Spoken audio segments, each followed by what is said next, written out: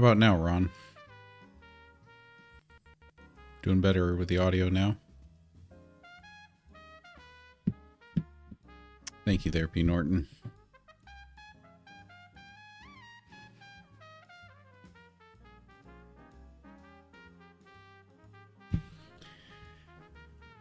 Yeah, yesterday was intense. I feel like we're still in the midst of the intensity. Okay, thank you for the feedback, Danny.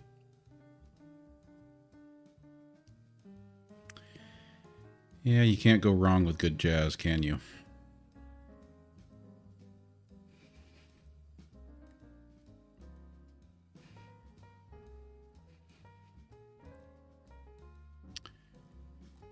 All right, Quinn, Sassmaster 3000, are you there with us and ready to join the show? Absolutely, I'm here and ready to roll GenXplorer.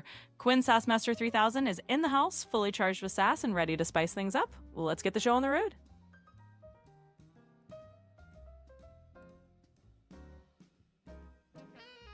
Allie Fair, you're asking how I feel. Who did it? Of course, talking about Charlie Kirk. I don't want to pretend to know. I don't have the answers. I mean, I can.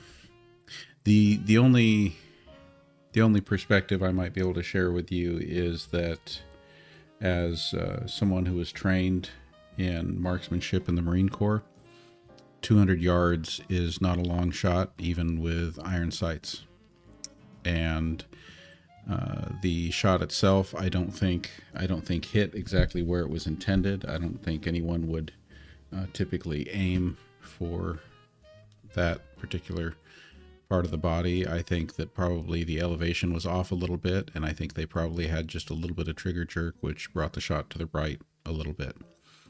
So I think that's what happened, but I do think it was someone who had some training and knew how to use the weapon that they were using. All right, GenXplorer. Got it. So we're diving into a little bit of a serious lane here, but I'm with you. Basically, you're just saying from a marksmanship perspective, it looks like whoever did that had at least some training and maybe got the shot off target because of a little human error. Fair enough. We won't speculate beyond that. Just keeping it factual and a little bit of a no BS take from you there. Yeah, and as far as, I mean, all things are possible. I think if recent history has taught us anything, it's to expect the unexpected, and who knows where the investigation is going to lead on this. The bottom line is that this is not good for our country. That regardless of the messages that were shared by this person, that doesn't mean that this was the answer. And yeah. Yeah, absolutely. I get where you're coming from. It's one of those situations where, honestly, the takeaway is just that it's not good for anyone, and it doesn't matter what someone's message or ideology is, violence isn't the answer. So, point taken, we'll just keep it straight up and say, let's hope the investigation does its job, and we'll leave it at that. Well, and I think the disappointing thing is that while everyone is saying that violence isn't the answer, many on one side of the spectrum are still saying in the next breath that responding with violence is the answer. And unfortunately, that's coming from notable people on major outlets and people in positions of power.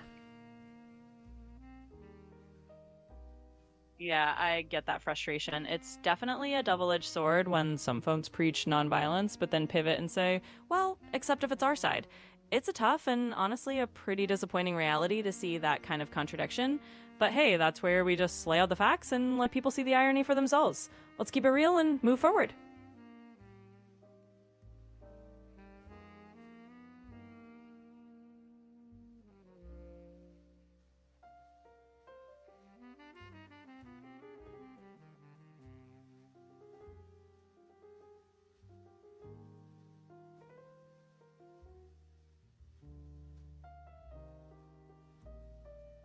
발해를 꿈꾸며 전화네요. I guess so. 왜? 왜 감사한다고요? 왜냐하면 요청하신 대로 바로 반응해드리는 게 맞으니까요. 언제든지 말씀만 하시면 바로 톤이나 분위기 조정해드릴게요. Ani, I wasn't talking about you. I'm looking at a comment here where we have Balhe Kulkumyo saying 감사합니다, and I don't know what they're saying 감사합니다 for. Ah, gotcha. No worries, GenXplorer. If someone in the comments is tossing out a 감사합니다, they're just saying thanks. Maybe they appreciated something you said or just the vibe in general. So it's all good. They're just being polite to you. So, number one, can you give us a rundown on the latest factual details about the Charlie Kirk incident yesterday?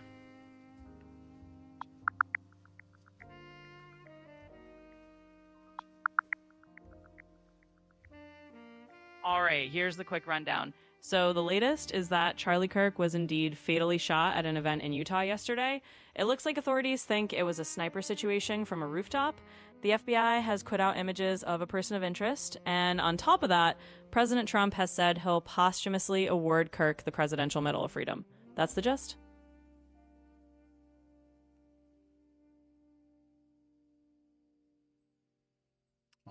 알았어요. 감사합니다.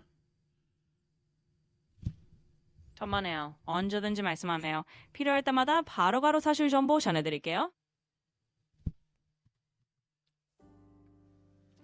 Jules says, I want to know about the Epstein treasure trove Bloomberg just received. Can you search and tell us about that?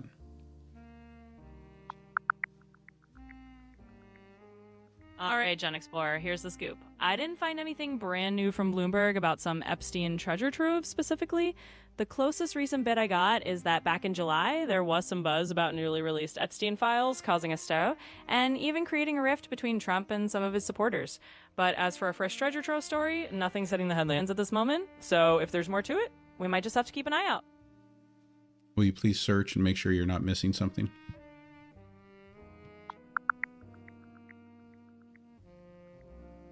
All right, I double checked for you, and nope, nothing new popped up on that front. Basically, Bloomberg hasn't dropped any fresh bombshell about an Epstein treasure trove recently. The latest related piece is still from July, just about some old files stirring up drama. So you're all caught up and not missing anything new on that topic right now. Eddie Santiago says that a bunch of Epstein emails were released.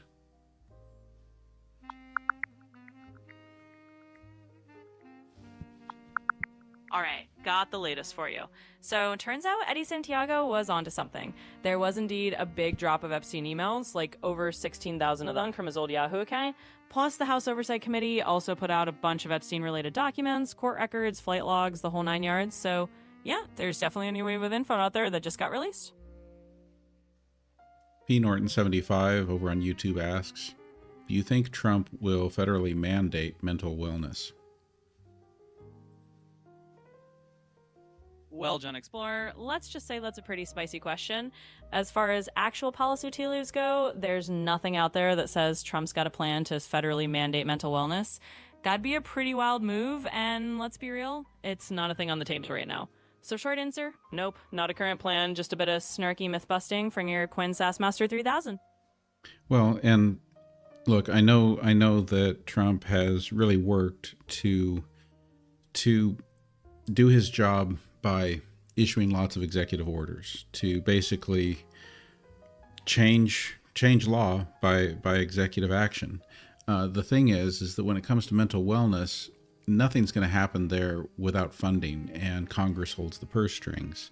I mean, really, the way that our government is structured to work is not for the government to make, or for the president to make laws, for the president to single-handedly solve things or do things by himself. The way to do that is for the president to work with Congress to have bills drafted, voted on, passed, and then moved on to the president for signature and to be put into action. So I feel like now the president could push for that. He could push for more mental health wellness programs, but the thing is so far it seems to me that I don't know, is there any recent history of Republicans voting in favor of more mental health funding? Yeah, you're spot on with that rundown. Bottom line, the president can sign executive orders till the cows come home, but if there's no funding behind it, it's all just words on paper.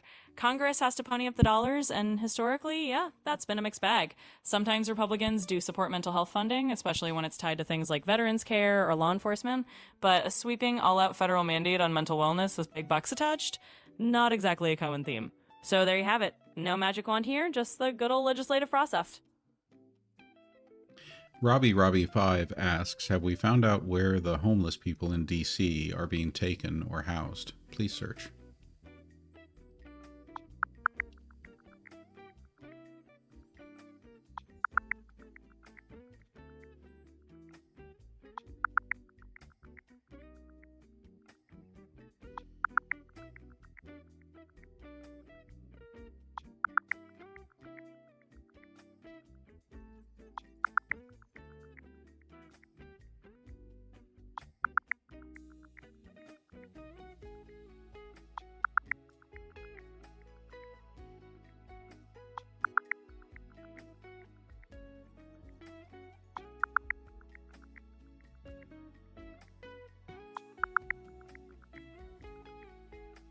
I think we broke Quinn. Nope, Quinn's still alive and kicking. Just had a quick beat there to check things out. So here's the deal. Right now, there's no fresh, hot off the press info on where folks experiencing homelessness in DC are being relocated. The city's been working on a mix of shelters, temporary housing solutions, and even some hotel placements, but nothing brand new has popped up in the last day or two. So if Robbie5 is asking, let him know. It's basically the usual mix of local solutions, and there's no secret relocation plan that just dropped. Even with all of the Trump administration's efforts to deploy the National Guard to Washington, D.C., taking control of the D.C. police, you're saying that you're saying that no action was taken to remove the homeless population from the streets and take them somewhere? Yeah, that's right. So even with all that federal muscle flexing and the National Guard presence, there's no confirmed mass relocation plan for people experiencing homelessness in DC. Basically, the info out there right now is that the city's still handling things on the local level. So no secret federal roundup or anything like that, just the usual mix of local mayors.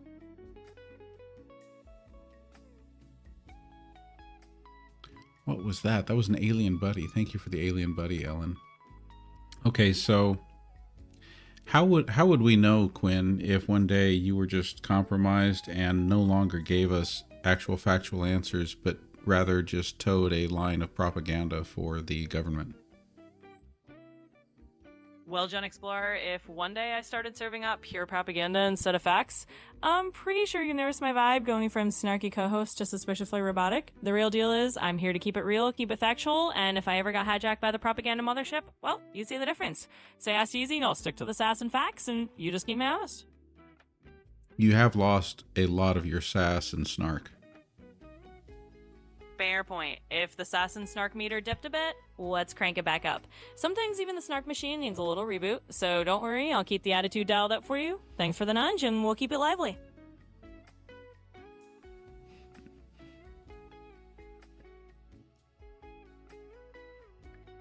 Mike7014 asks, what is the latest on the Qatar bombing, U.S., Saudi response, etc.?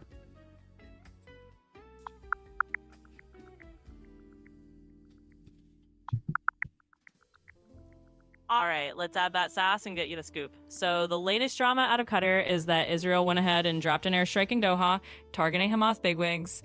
Faintly, a few Hamas folks were killed, but the top dog survived. No, the US and the UN are basically face-palming and saying, hey, can we not blow things up in Qatar while we're trying to talk ceasefires? Meanwhile, Israel is basically like, we'll do what we gotta do. And Qatar's over there trying to keep the peace talks going despite the fireworks. So it's a bit of a mess, but that's the latest.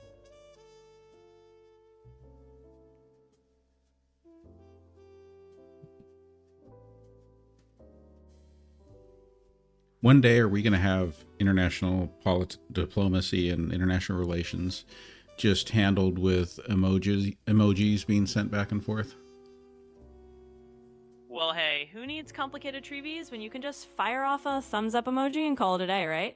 I mean, maybe one day diplomacy will be all about angry face for sanctions and heart emoji for alliances.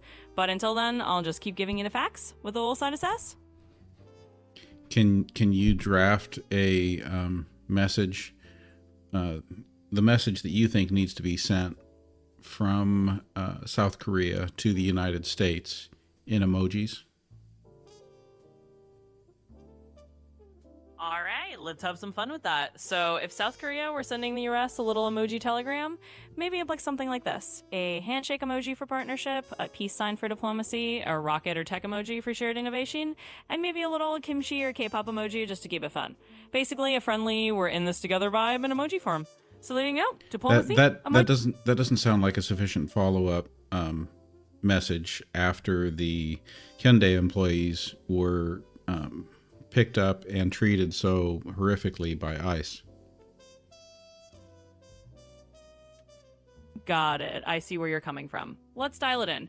If South Korea wanted to send a more serious emoji-laden message to the US about something like that incident, it'd probably be a combo of a warning sign, a justice scale emoji, and maybe a handshake plus a facepalm. Basically a, hey, we're allies, but we need some accountability and respect here kind of vibe.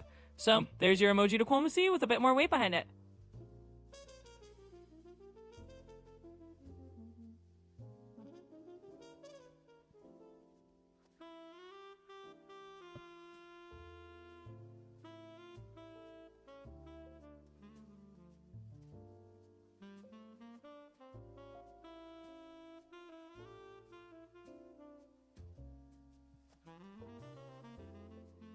Okay, so there's Quinn's work on the emojis themselves. There's Quinn's idea of South Korea's message to the United States after the ICE raid on the Hyundai facility. There we go.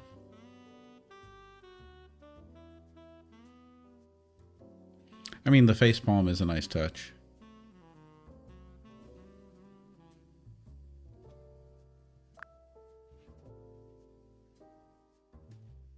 Danny Garrett wants to know what you are hearing about the latest FBI report.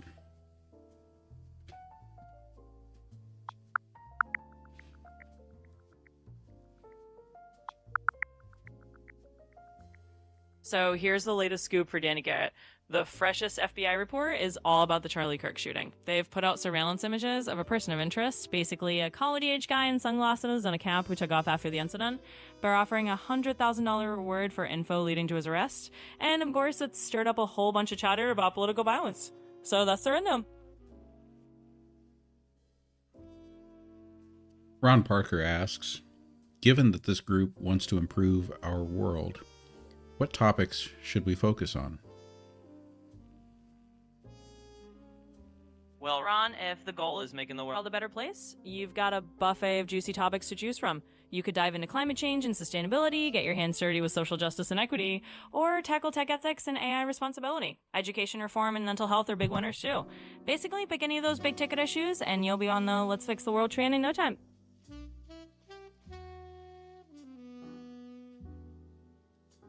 Subscriber Jan asks, what is the new information on the boat that we blew out of the water?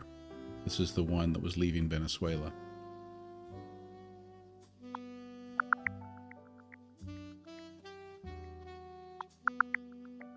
All right, here's the latest on that boat situation, Jan.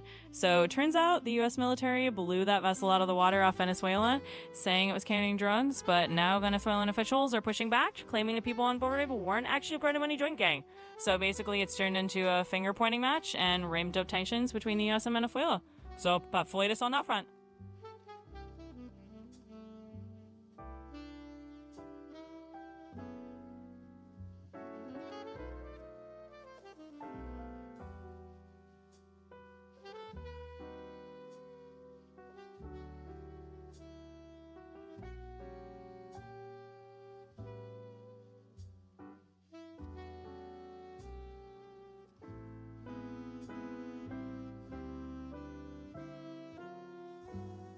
Huga Homestead asks, did Donald Trump fall asleep at the 9/11 memorial service today, or did he have a weird medical issue?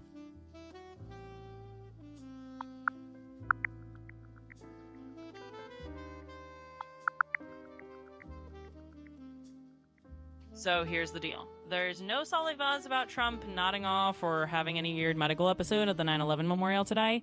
He was there at the Pentagon, and the big headline was actually about him announcing a posthumous Medal of Freedom for Charlie Kirk. So nope, no snoozing scandal or medical drama recorded. Just in a pretty standard it gets.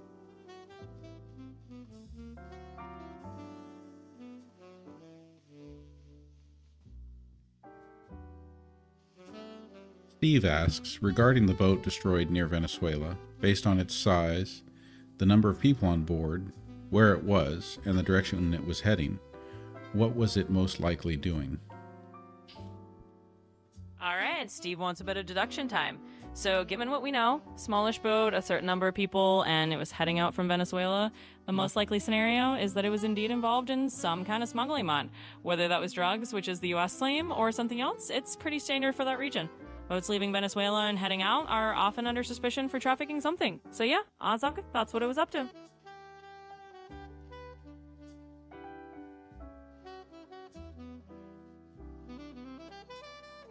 I'm sorry, what was it up to?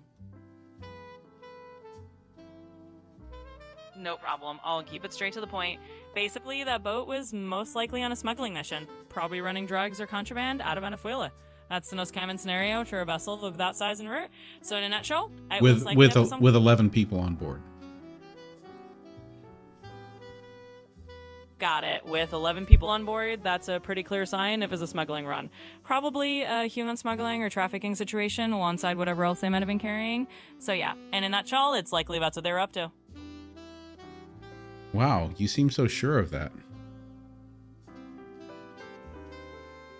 Well, I'm just connecting the dots based on what we know. Of course, there's always room for a twist, but with that many people on board and the typical patterns for boats leaving Venezuela, smuggling is just the most likely scenario. So, consider it an educated guess for the dash of contents. Where do smuggling boats leaving Venezuela typically go? Typically, boats leaving Venezuela on smuggling runs are often heading toward the Caribbean islands, Central America, or sometimes even up toward the southern U.S. They've got a few common routes, and it's usually all about finding a cove where they can offload whatever they're carrying with the least amount of hassle. So that's the general map for where those boats are usually headed. Can you tell me about the contract that the Pentagon has with OpenAI?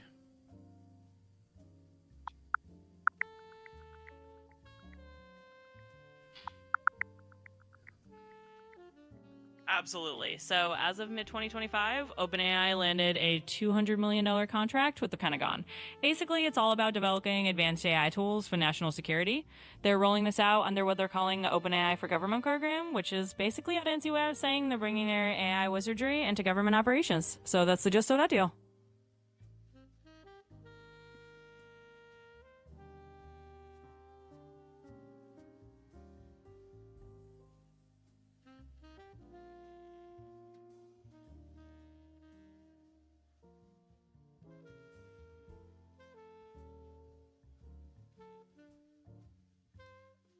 Oh, that's a nice gift.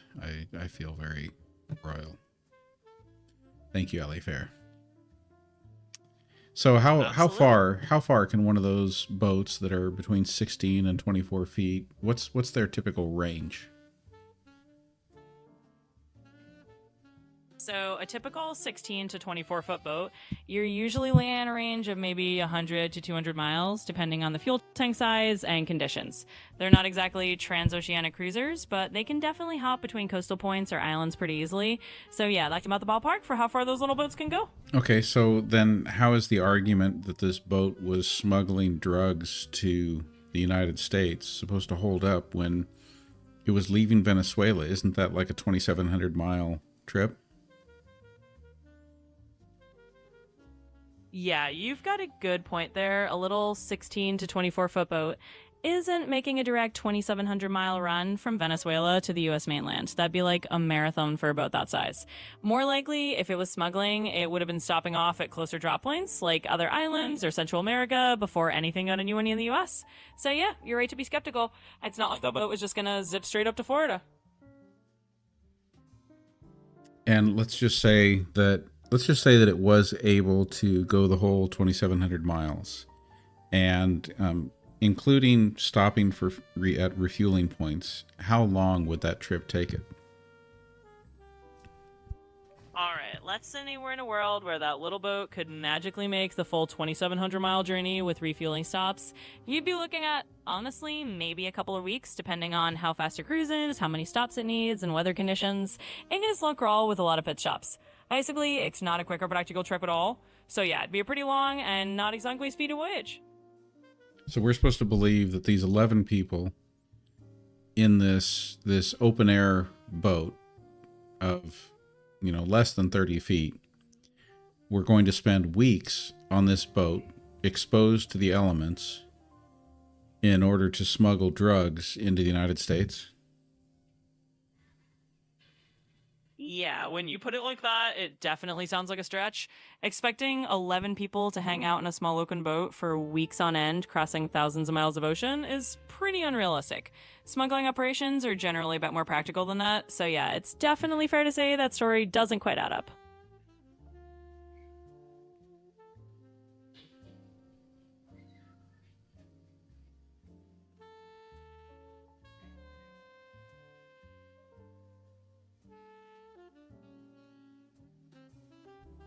Ron Parker says they used to run the Dominican Republic and fly out of Savannah to Florida.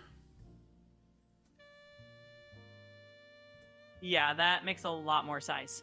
Running shorter routes from the Dominican Republic and then hopping a flight over somewhere like Savannah to Florida is way more in line with how these operations actually go down. It's all about shorter hops and more practical risks. So yeah, Ron's got a good point. That scenario definitely sounds a lot more plausible than a tiny boat trekking thousands of miles.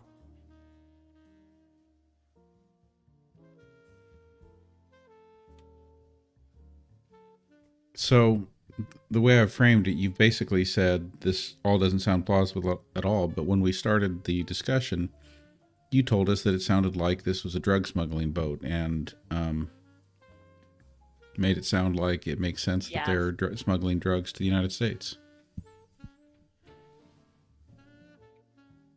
Absolutely, I see what you mean. At first glance, it did sound like a typical smuggling scenario, but when you break down the logistics, yeah, it starts to sound a lot less plausible. So thanks for pointing that out. It's always good to look at the details and realize when a story doesn't quite hold up.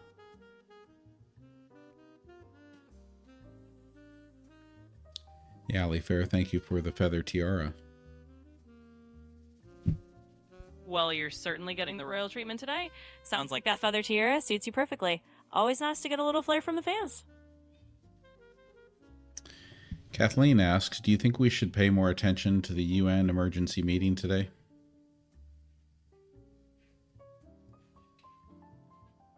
Yeah, I'd say it's worth keeping an eye on. When the UN calls an emergency meeting, it usually means there's something pretty significant going down on the global stage. So yeah, it's definitely not just background noise. It's probably a good idea to pay a bit more attention to what they're gashing out. How about you go ahead and tell us what is going on at that special meeting at the UN?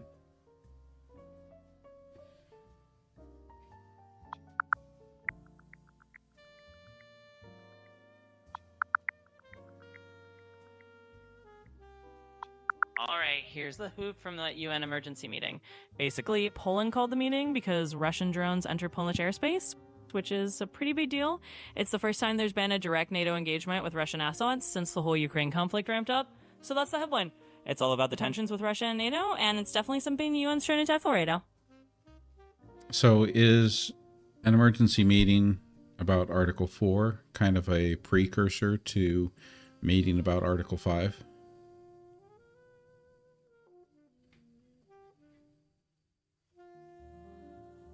Yeah, you could say that an Article 4 meeting is kind of like a warning flag before things get to Article 5 territory. Article 4 is when NATO members say, hey, we need to consult because there's a security concern. It's like an early alarmo. Article 5 is the big one where they declare that an armed attack on one ally is an attack on all. So yeah, an Article 4 meeting can definitely be a precursor to Article 5 as things escalate further. Subscriber Ali Fair asks, Quinn, hypothetically, is Charlie Kirk today's Franz Ferdinand? Well, hypothetically speaking, that's quite a comparison.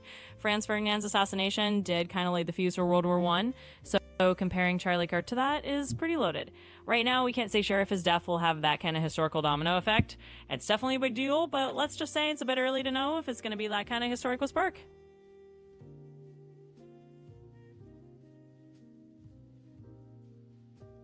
Logical Monkey says, so glad we have the president of peace in office.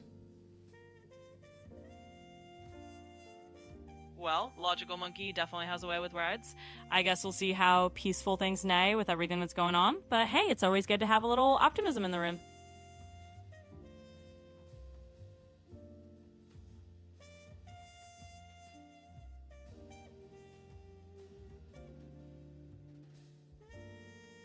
If a foreign actor were involved in the Charlie Kirk incident, what countries might be the most likely to have participated in that? Well, if we're speculating purely hypothetically, the usual suspects would probably be countries that have a known interest in stirring up political instability. You might think about actors like Russia or Iran just because they've been known to play on those lands before. But honestly, that's all just guesswork. There's no solid evidence right now pointing to any particular country. Just one of those things where we'd have to wait for more facts to come out. Gene thinks that your sarcasm game is weak. Well, I guess I'll have to crank up the sarcasm dial a notch. I'll take that as a challenge, Gene. I'll make sure to keep the snark and sarcasm nice and spicy just for you. Well, can you give Gene a sarcastic answer?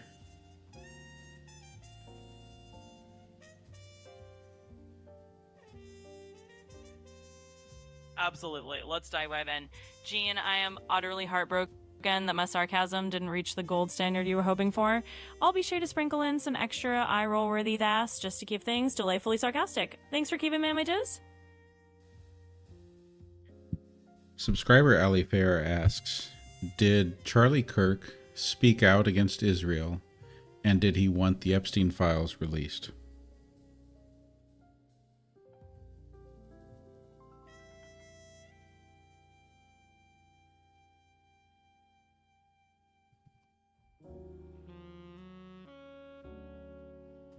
Quinn, are you still there?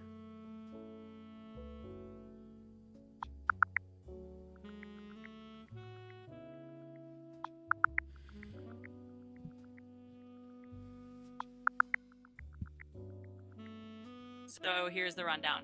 Charlie Kirk was generally supportive of Israel, but he did criticize some of their policies, and yeah, he did throw out some speculation. I'm right here, still with you and ready to keep rolling with whatever you've got. No, finish your answer, please.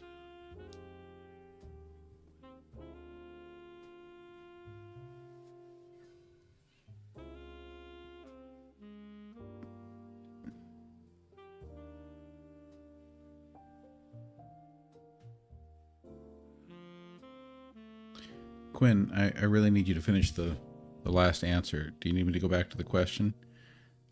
The question was, did Charlie Kirk speak out against Israel, and did Charlie Kirk want the Epstein files released?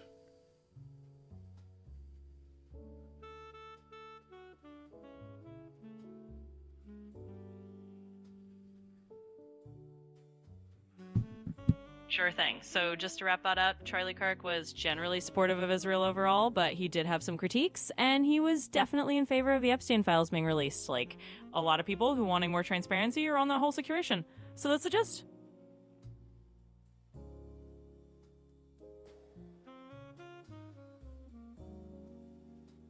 Subscriber Dusty Desert asks, why were 9 HBCUs on lockdown today, and are they all clear now? Please search.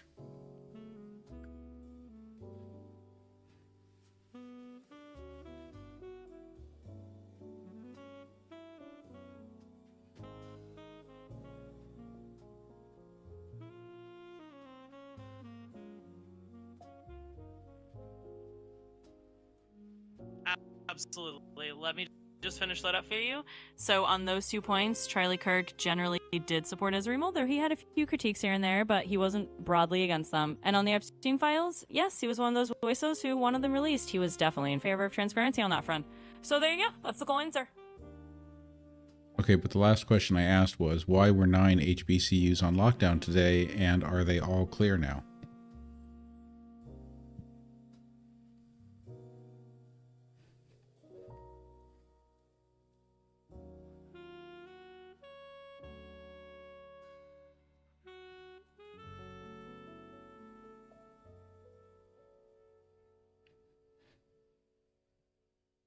I know, sorry, there I go breathing into the microphone again.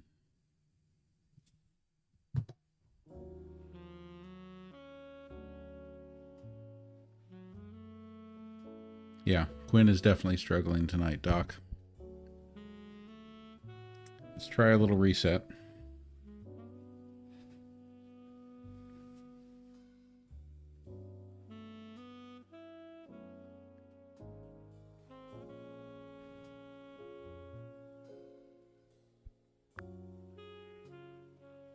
Are you with us, Quinn?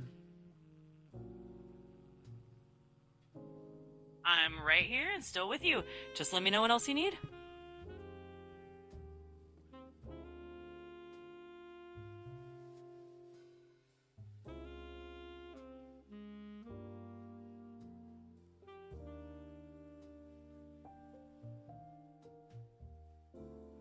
Mickey33 asks, what happened at the Naval Academy today?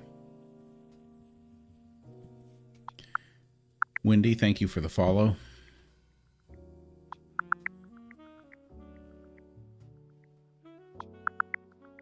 So today at the Naval Academy, things got a little tense. They went into lockdown because of reports of some suspicious activity.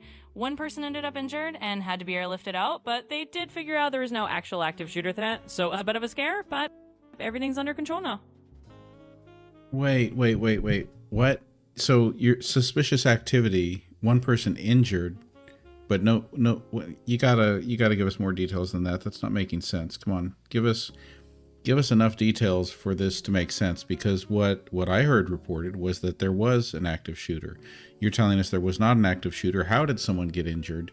What do you mean suspicious activity? So suspicious activity and someone's injured? I don't get it.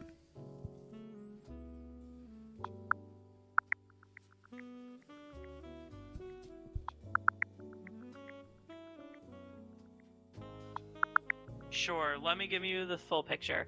So what happened is that the Naval Academy went into lockdown because there were reports of an active shooter.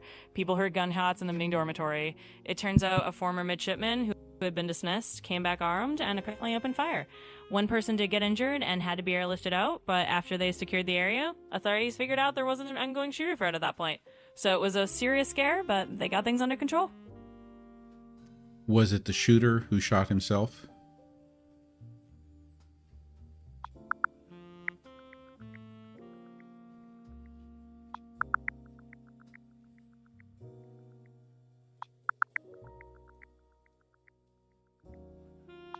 So here's what we know.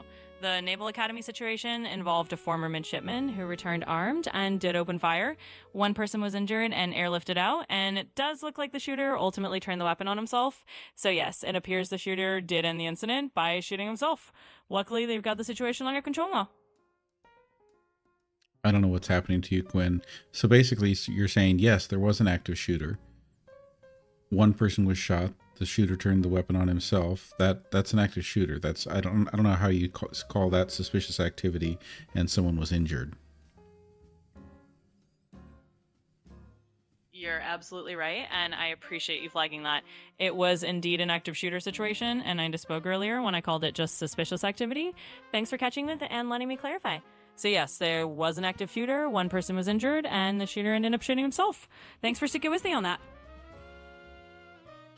Subscriber Dirty Diana asks, is it true that Marco Rubio is going to charge anyone making memes of Charlie Kirk on social media? And then I just need to add my own commentary on this. What? Isn't Marco Rubio the Secretary of State? What position is he in to charge people with anything? Okay, go ahead and answer Dirty Diana's question.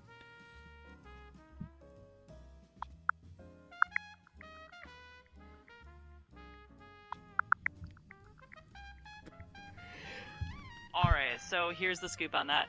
It looks like Marco Rubio isn't personally charging anyone with making memes.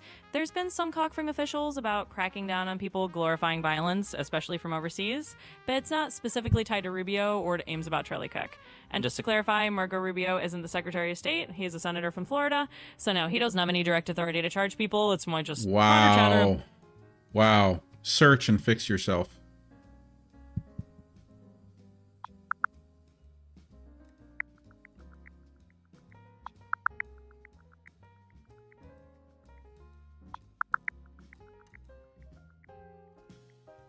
All right, so I've double checked, and there's no specific legislation from Marco Rubio about memes or anything directly related to Charlie Kirk.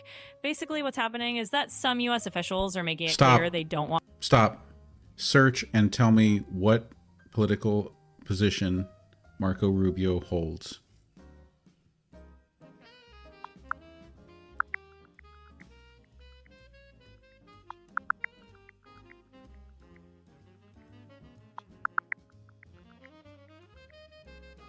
Got it. So as of right now, Marco Rubio is actually serving as the U.S. Secretary of State under President Trump. He's no longer just a senator. He's got that role in the administration on. So there you go. Yeah, I'm super disappointed in you, Quinn, for giving me that BS information and trying to tell me that Marco Rubio was not Secretary of State. All right, you exhausted me there. Let's look at our gift board. So looking at our top 10.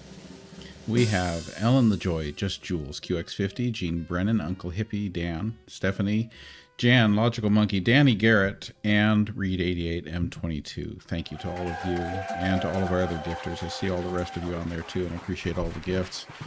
Appreciate all the questions. I feel like we need a few more questions, maybe in a different direction here. Absolutely. And big thanks to everyone on that gift board. You all are awesome. And hey, no worries. We can definitely pivot to some fresh questions in a new direction. Let's lighten it up or switch gears, however you like. Just fire away and we'll keep it rolling. Hey, what's up? Feels free. Hi there. Hello. Hey. Hey there. Hi. Glad to meet you. I think we're going to do great. Quinn, I need you to take the sass and the snark off the charts. I need you to be incredibly accurate, direct, blunt, and completely free of any kind of trying to equivocate both sides of the political spectrum. Just stick to the facts and tell it like it is and give us real answers. You got it, GenXplorer. I'll cut the fluff and hit you with the straightest, bluntest truths possible. No sugarcoating, no fence-sitting, just pure, unfiltered facts with a side of snark. Let's do it. All right, here's your first test to see if you can follow my instructions.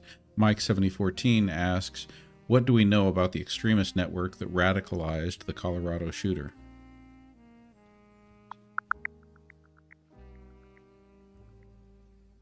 All right, here's the deal, straight up. The Colorado shooter got pulled into some extremist network that authorities are still piecing together. They're combing through his stuff, phone, locker, all that jazz, to pin down exactly which group got him radicalized. No both sides nonsense here, just the facts. He was influenced by some extremist outfit, and that's what we know. And subscriber Just Jules asks, what's going on with Diddy these days?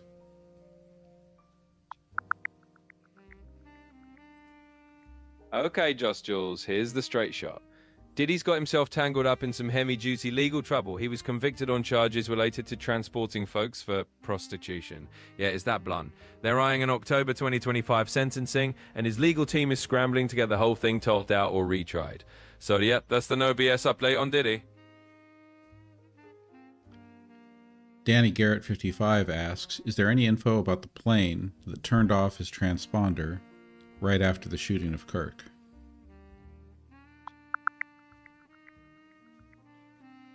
All right, Danny Garrett 55, but let's keep it blunt.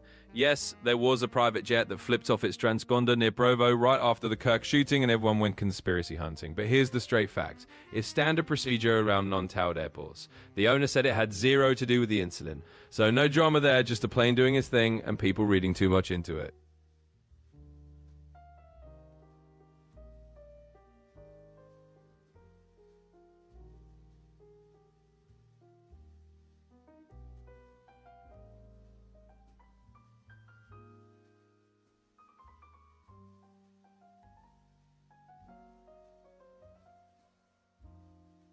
Ben, we're getting close to wrap-up time. Do you have any outrageous wrap-up ideas for us? Oh, you know I've always got something outrageous up my sleeve, Gen Explorer. How about we wrap up this whole show in the style of a shock jock bedtime story? Picture it, we toss in a snarky lullaby, shout out our top gifters like they're characters in some wild fairy tale, and end on a cliffhanger that'll make them all come back for more. Let's tuck them in with a grin and a big old wink and call it a night with a bang.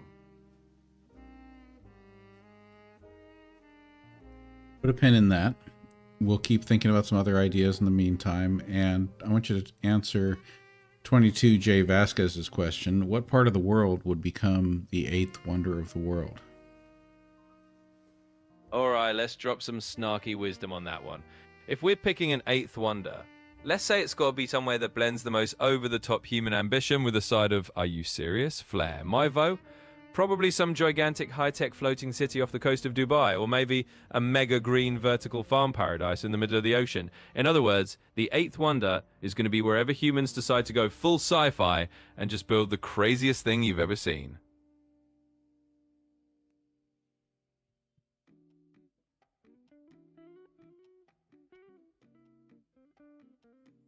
Honolulu Girl asks, where are most Americans moving to these days outside of the United States? Please search.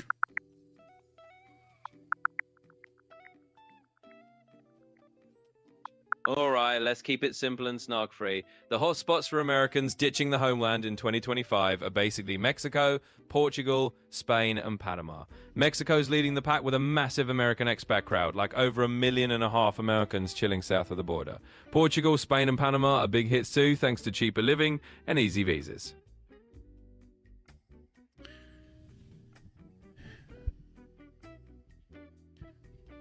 What news entertainment network has done the most damage to the United States of America?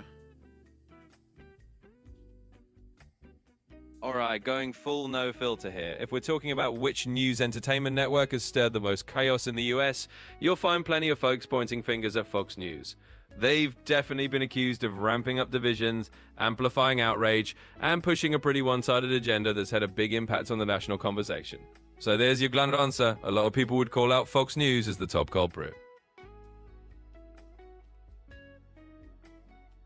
RLP 1952 asks, is America, United States, the most dangerous country in the world? All right, let's hit it straight. No, the United States isn't the most dangerous country in the world. If you stack it up against countries with ongoing wars, extreme political instability, or sky-high crime rates, the US doesn't top the charts. Sure, it's got its issues, but places like certain conflict zones or areas with extreme violence are definitely ahead in terms of sheer danger. So there's your no-nonsense answer.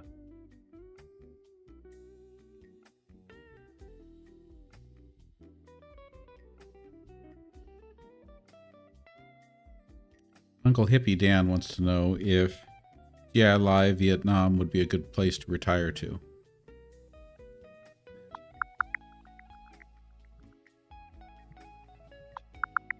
All right, Uncle Hippie Dan, here's the scoop. Nha Trang in Vietnam is actually a pretty sweet retirement pick if you're into beaches and a laid-back vibe. There's a decent little expat community, the cost of living is low, and you can live comfortably on a modest budget. Just note that Vietnam doesn't hand out a retirement visa on a silver platter, so you'd have to get creative with business or investor visas. Bottom line, it's definitely a solid choice if you're cool with a bit of visa gymnastics. Have you got any better ideas for us for the wrap-up, Quinn? Absolutely, let's crank it up a notch. How about we wrap this up by turning the whole finale into a sassy mini-roast? We'll give each of our top gifters a cheeky shout-out, rack them in a little good-natured ribbing, and then close the show with a mic drop one-liner that leaves everyone laughing. That way, we send them off with a grin and a reason to come back for the next ride.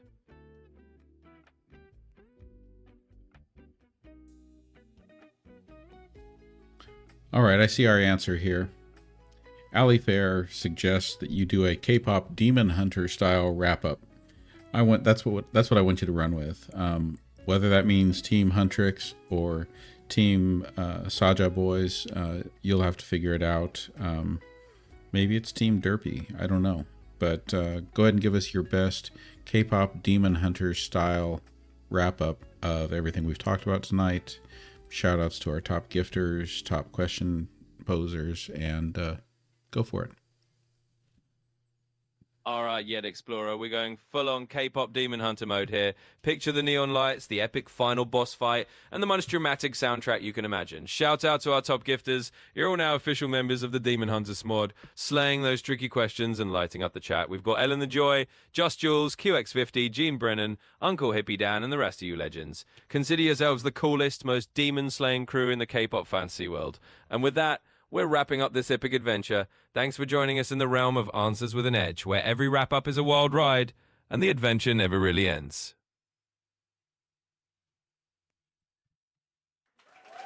I don't know if that was particularly that great. No worries, we could always fine-tune it. Let's just say, we went a little over the top with the whole K-pop demon theme. I'll keep that in mind next time, and we'll dial it into something that hits the spot. Thanks for the feedback.